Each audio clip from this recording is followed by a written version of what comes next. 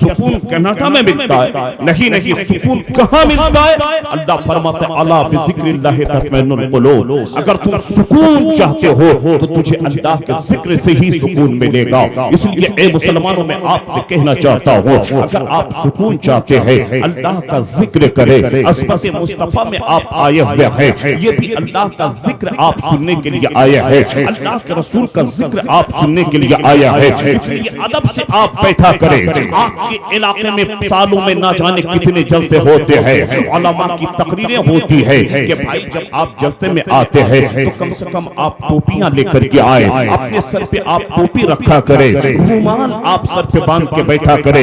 लेकिन हम आते हैं, बैठते हैं, ना हमारे सर पे टोपियां नजर आती है, ना सर पे हम रुमाल बांध करके बैठा करते हैं। लोगों फिर आप कहते हैं कि हम पर जुल्म हो रहा है, यहाँ की हुकूमत हमको ताना मार रही है, यहाँ की हुकूमत हमारे पीछे पड़ी हुई है। लोगों, मैं आपसे पूछना चाहता हूँ कि जब आप रसूलुल्लाह की महफिल में आके बैठते हैं तो क्या बैठने का तरीका यही है कि आपके सर पे टोपी नहीं होनी चाहिए, अगर आपके सर पे रुमाल नहीं होना चाहिए? नहीं नहीं, बल्कि इश्क और अदब तो यह है कि जब रसूलुल्लाह की महफिल में बैठे तो हम सर पे टोपी और रुमाल बांध के बैठा करें और हम यूं कहा करें, दुनिया में अगर तूने मुझे अपना बनाया है या रसूल अल्लाह, महशर में भी कह देना ये है मेरा दीवाना। बात समझ में आ रही है? तो अपने हाथ को उठाए कह दे या रसूल अल्लाह। लोगों सहन को हाजिर कीजिए। हजरत जनाब राहत इकबाल साहब आए, सबसे पहले आला हजरत का शेर उसने पढ़ा, इत्मीनान के साथ बैठो, मैंने तकरीर शुरू अभी नहीं किया है, मैं अपने इलाके के जलसों में कहा करता हूँ, समझ में आता नहीं दास्ता शेरू कैसे, रुलाऊं तो बगावत है, हंसाऊं तो बगावत है, हर पहलू पे इस इलाके में तकरीर की जरूरत है।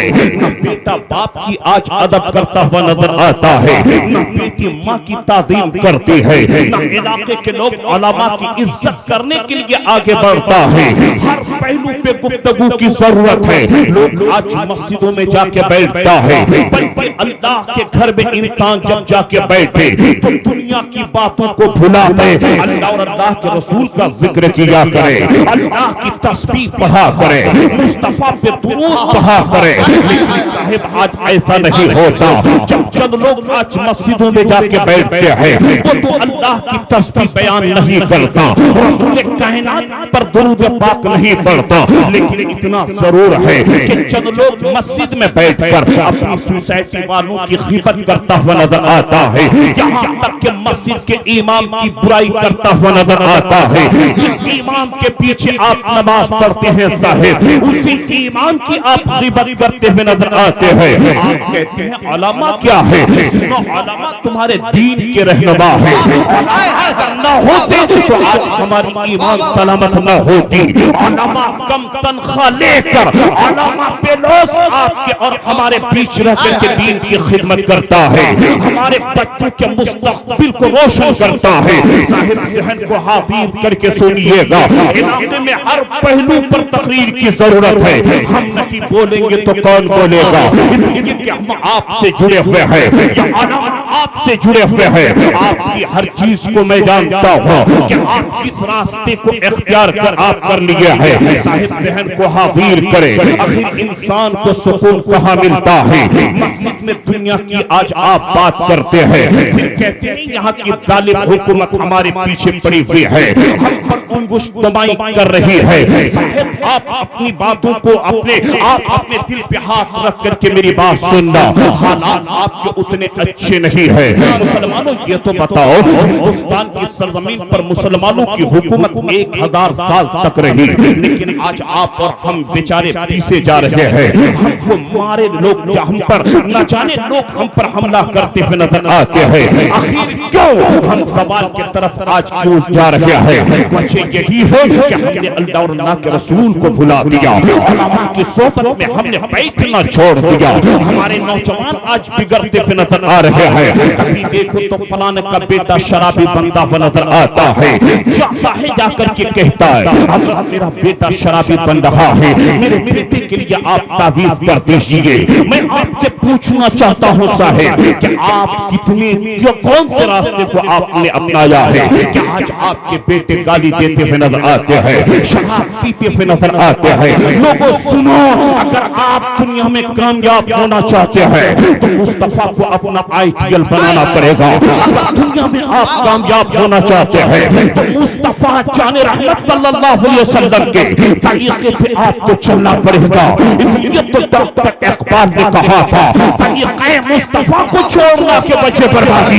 इसी कौन दुनिया में बेइख्तियार अपनी आज जो हम पर ये मुसीबतें आ रही है, इसका जिम्मेदार आप और हम खुद है। कहने का मतलब ये है कि आप अल्लाह के घर में बैठे तो अल्लाह का जिक्र किया करें, अल्लाह की तस्बीह बयान किया करें। बच्चों के बीच आप बैठे तो अल्लाह का जिक्र किया करें। जब आप अपने बच्चों के बीच रह करके अल्लाह की तस्बीह पढ़ेंगे तो आपके बच्चे भी अल्लाह की तस्बीह पढ़ेगा। जब बच्चों के बीच रह करके मुस्तफा पे दुरूद पढ़ेंगे तो आपके बच्चे भी दुरूद पाक पढ़ने के आदी होंगे। आज एक बाप जब अपनी बीवी को गाली देता है तो फिर उसका बेटा कहता है कि मेरा बाप तो मेरी माँ को गाली दे रहा है, फिर वही बेटा आपका गाली देता हुआ नजर आता है। जब वही बेटी माँ को गाली देते हुए सुनती है तो फिर वही बेटी कहती है कि मेरी माँ इधर देखे, मेरी तरफ इधर देखे। अगर आपको कुछ सीखने के लिए आया है, मैंने अभी तक तकरीर शुरू नहीं किया है, मैं सिर्फ एक मिजाज बना रहा हूँ। इंशाअल्लाह अगर आपने साथ दिया थोड़ी देर मेरी तकरीर होगी समाज को जिन बातों की जरूरत है। एक मर्तबा सारे लोग हाथ उठाएं, कह दे या रसूल अल्लाह। माशाअल्लाह, नारे तकबीर। बहुत अच्छी मालूमाती तारीखी गुफ्तगू।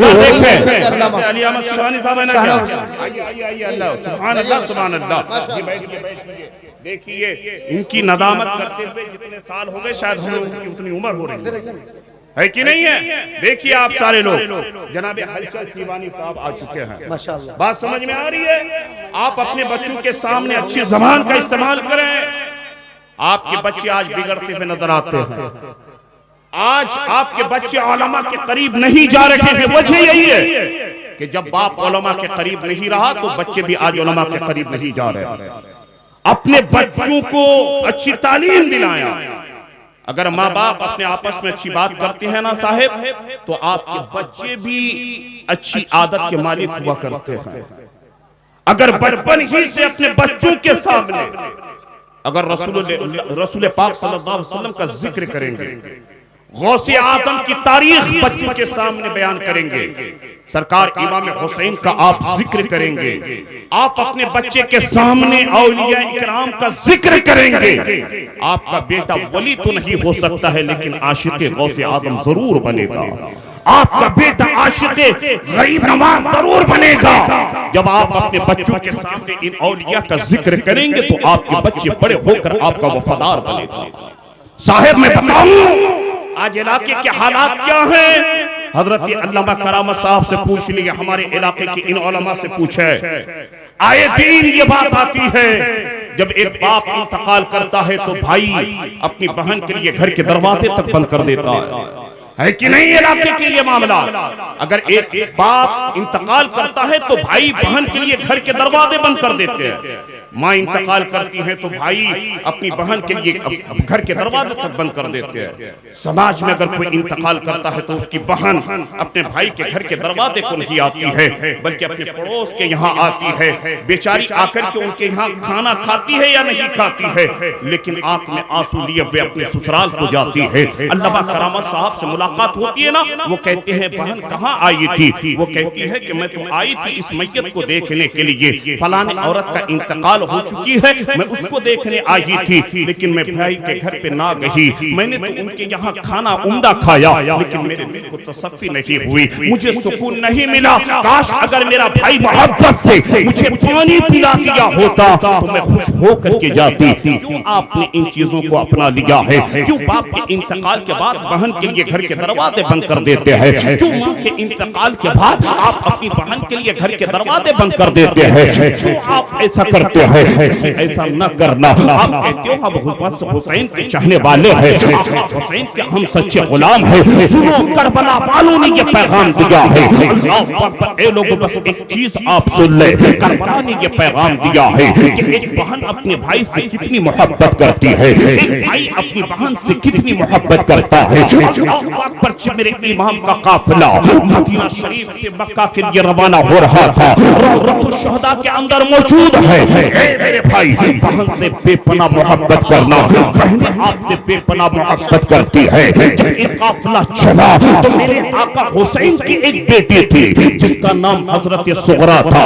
उसकी उम्र 14 साल बयान किया गया है रौदतुश शुहदा के अंदर। जब हजरत सुगरा को साथ नहीं लिया ना, हजरत सुगरा ने कहा था, पापा मुझे साथ आप क्यों लेकर नहीं जा रहे हैं? मेरे बहन ने कहा था, बेटी तू नहीं चाहेगी। अल्लाह पर हजरत सुगरा ने कहा था, पापा मुझे थोड़ी सी मोहलत दे दीजिए। मेरे इमाम के आंख में आंसू आ गए। मेरे इमाम ने कहा था, बेटी सुगरा ठीक है, मैं तुमको थोड़े से वक्त के लिए मोहलत दे रहा हूँ। इमाम हुसैन खड़े हैं, अब्बास अलमबरदार खड़े हैं, तमाम खानदान हाशमी के लोग खड़े हैं। हजरत सुगरा घर के बाहर जाती है, एक मिट्टी का गोला लेकर के आती है, उस मिट्टी के गोले को बिछा देती है। हजरत सुगरा ने अपने भाई हजरत अली अकबर से कहा था, ए भाई अली अकबर, आप अपना कदम इस मिट्टी पर रख दीजिए। जैसे ही अली अकबर ने अपना कदम इस मिट्टी पर रखा, जैसे ही कदम के निशान उस मिट्टी पर पड़े तो हजरत सुगरा ने कहा था, भाई कदम उठा लीजिए। अल्लाह पाक पर हजरत कासिम ने भी रखा था। हजरत इमाम अपने आंख से इन सारी चीजों का मुशाहिदा कर रहे थे। मेरे इमाम ने कहा था, बेटी सुगरा आखिर बात क्या है? तुमने हजरत अली अकबर के कदम के निशान लिए, अली अकबर के कदम के निशान लिए, तुमने कासिम के कदम के निशान इस मिट्टी पे लिए, आखिर बात क्या है? तो एक बहन ने अपने बाप से कहा था, अपने भाइयों के ताल्लुक से कहा था, ए बाबा हुसैन सुनो, मेरे भाई तो करबला जा रहे हैं। मुझे जब अली अकबर की याद आएगी, उसकी याद मुझे सताएगी, मैं उसकी याद में रोऊंगी। ए बाबा, जब इस मिट्टी पर अली अकबर के कदम के निशान को देखूंगी, मेरे दिल को सुकून मिल जाएगा, मुझे इत्मीनान मिल जाएगा।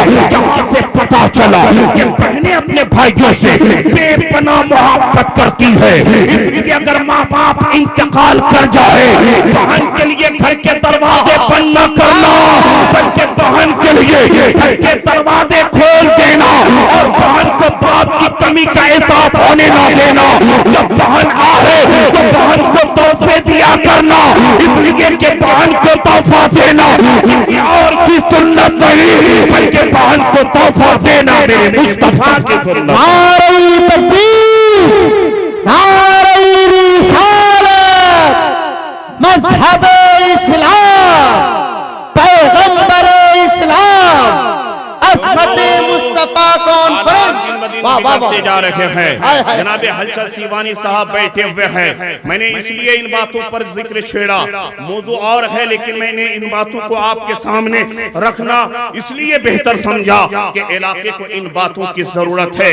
जब आप कल फजर की नमाज के बाद ही उठेंगे, होना तो ये चाहिए कि हम बेनमाजी थे, जब जलसा सुन करके घर को गए तो अब हम नमाजी बन गए, नमाज के पाबंद बन गए। डॉक्टर इकबाल ने कहा था कि मस्जिद तो बना ली शब भर में, यहाँ की हरारत वालों ने मन अपना पुराना पापी था, परसों तक नमाजी बन न सका। मैं आपसे पूछना चाहता हूँ, आपकी मस्जिद आज वीरान नजर आती है। लोग बात आ गई थी इसलिए मैंने छेड़ दिया था।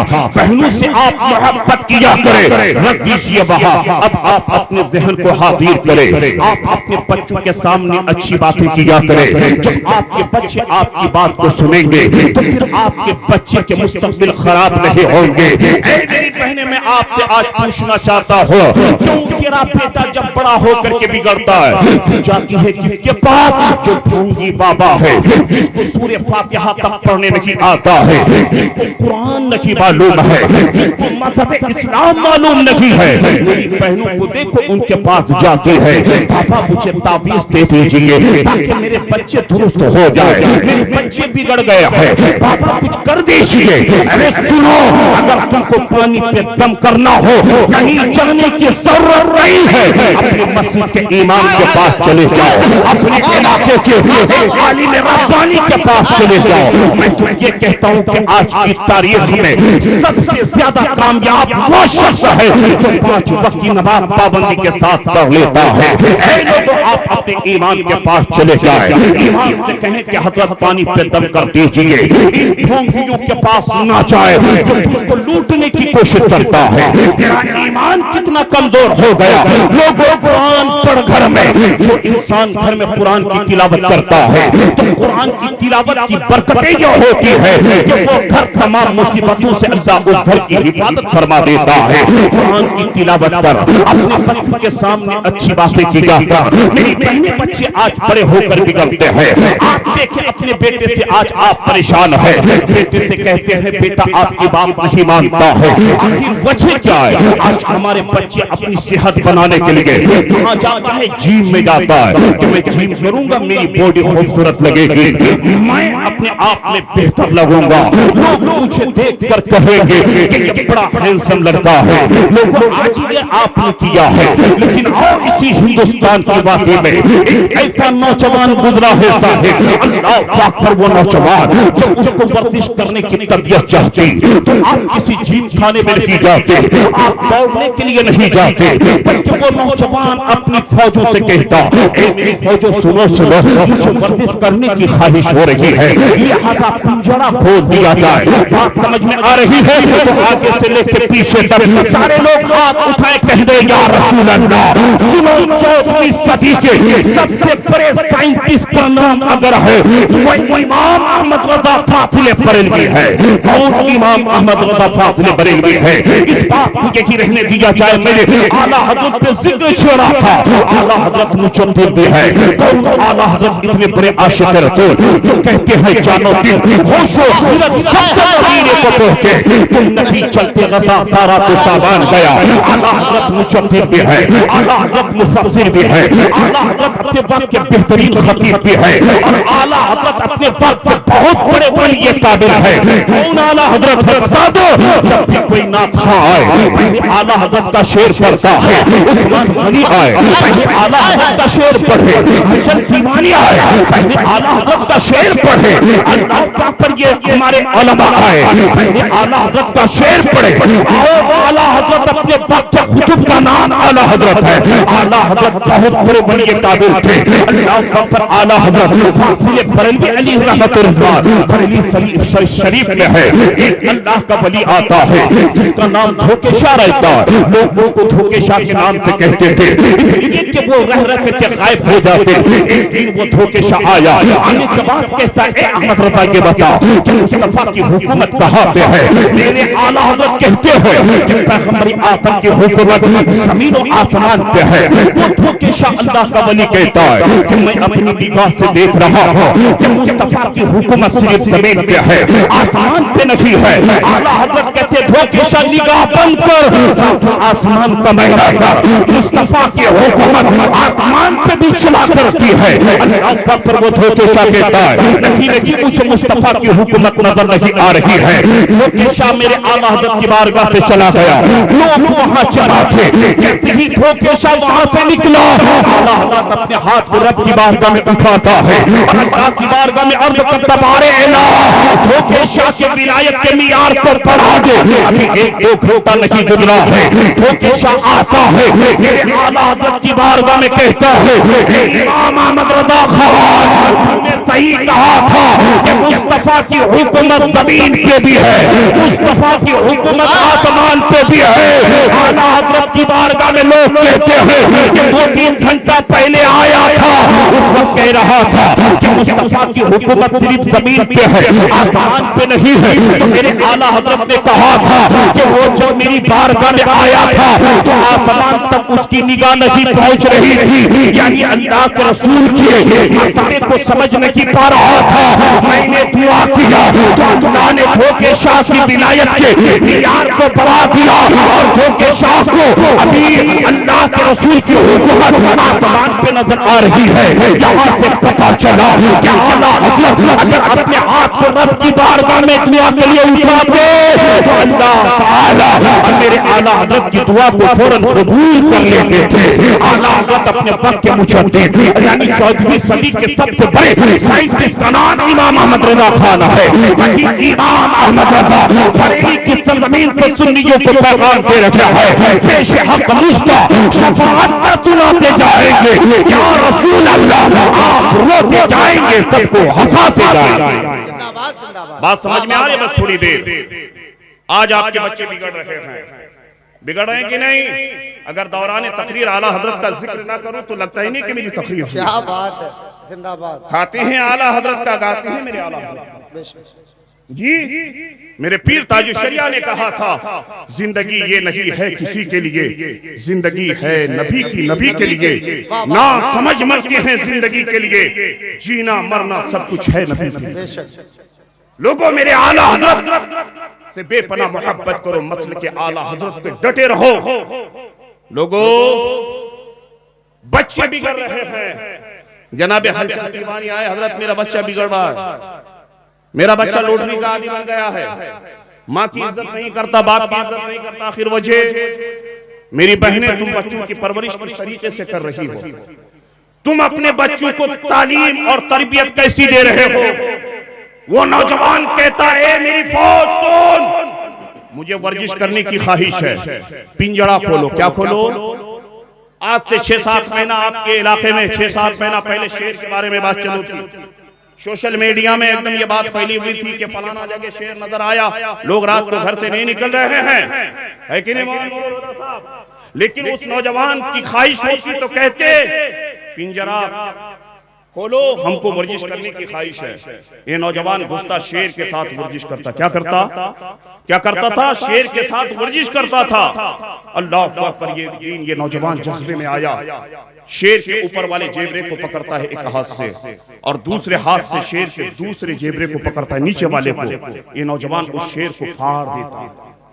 जैसे ही फाड़ना था, लोग जमा हो गए, लोग कहने लगे इस नौजवान ने आखिर बचपन में कौन सी ग़िज़ा खाया होगा, इसकी माँ ने कौन सी ग़िज़ा खिलाई होगी, आखिर इसकी माँ ने इसको कौन सी चीज खिलाई होगी जिसकी बुनियाद पे इसके अंदर इतनी ताकत आ गई है। अल्लाह पाक पर लोग जमा हो गए। उस नौजवान की माँ से सवाल करने लगे, ए खातून बता तो सही, तेरा बेटा शेर को फाड़ दिया, आखिर इसको तूने खिलाया क्या? उस नौजवान की माँ ने कहा था कि मैंने अपने बेटे को कुछ अच्छी ग़िज़ा तो न खिलाई, लेकिन सुनो, जब मेरा बेटा दूध पीने के पीरियड से गुजर रहा था, बस आखिरी बात सुन लो आखिरी बात, तुम्हारे बच्चे आज बिगड़ते जा रहे हैं साहेब, इसलिए मेरी बहनें रख दो, मेरी बहनें, जब आपका बच्चा दूध पीने के पीरियड से गुजरे तो आप अपने बच्चों को किस तरीके से आप बच्चों की तरबियत करें। उस खातून से लोगों ने कहा था तो उसने कहा था, सुनो, जब मेरे बच्चे को भूख लगती, मेरा बच्चा दूध पीने के लिए रोता ना, मैं समझ जाती कि मेरे बेटे टीपू सुल्तान को भूख लग गई है।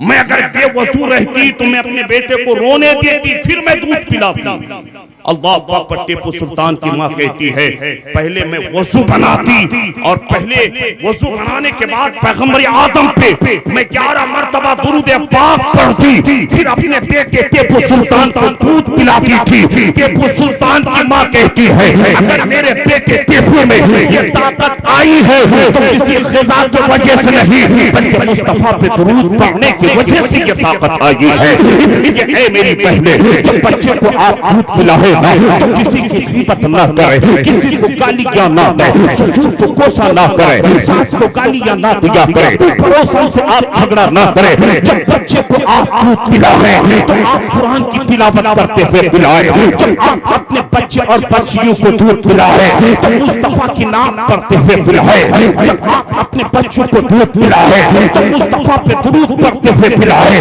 कसम खुदा की, जब आप अपने बच्चों की परवरिश इस तरीके तरीके से करेंगे। जब आपका बच्चा बड़ा होगा तो आपका बेवफा नहीं बल्कि माँ बाप का वफादार बनता हुआ नजर आएगा। जरूरत है कि आप इन बातों पे अमल करें। डॉक्टर इकबाल ने कहा था तरीक़े मुस्तफा को छोड़ना की वजह बर्बादी, इसी से हुई कौम इसी से हुई कौम दुनिया में बेइख्तिदार अपनी। हमें करनी है शहंशाह बदहा की रज़ा जो हुई जो उनके हो गए रहमत परवरदिगार अपनी।